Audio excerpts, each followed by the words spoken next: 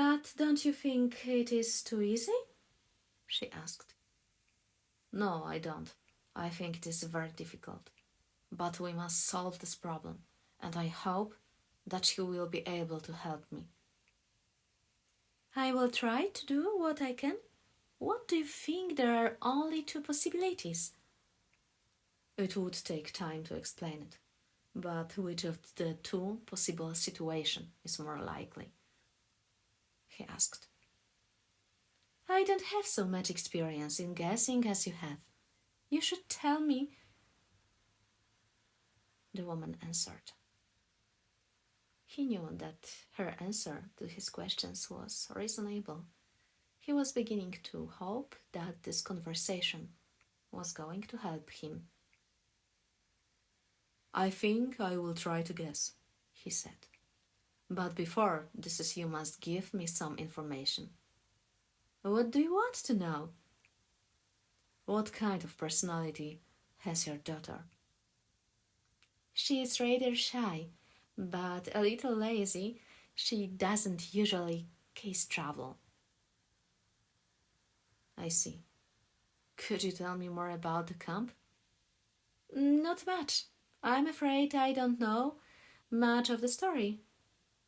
Who organized the camp? He kept asking.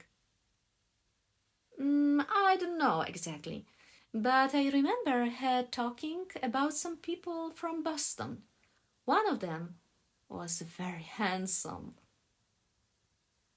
Why did she decide to go there? Was she interested in ecology? Everybody should be interested in ecology.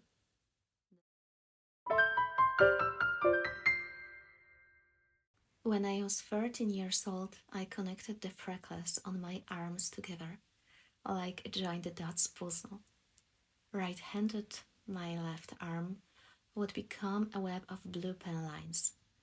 After a while, it developed into driving constellations, mapping them out from freckle to freckle until the skin on my arm mirrored the night sky. The plough, the Big Dipper to some, was my favorite constellation to draw. It was the one. I don't scratch the surface of my skin anymore, but at 24 years old, the constellations are still visible. When I'm worried or stressed, I catch myself running my finger over the scarred right skin of my left arm, over and over again in the correct order, from one star to the next, joining the dots, solving the mystery, chaining the events.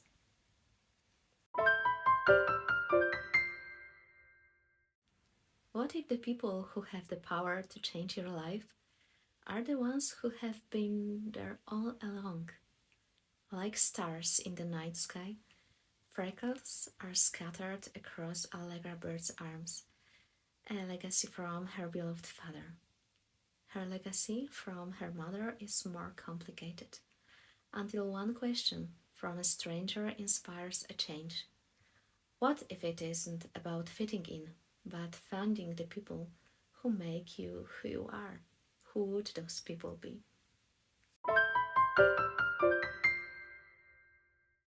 His name was Paolo Donletti. He was handsome because in American stories all Americans are handsome. He had Italian parents, but he was a citizen of the United States. He was 37 years old, married, with 2 children, Angela, the daughter, aged 16, and Robert, the son, aged 14. His children were still at school, of course, and his wife worked at a university. He worked for the police. They lived in Chicago, so they had a lot of Polish friends. At work, other policemen called him Inspector Donletti.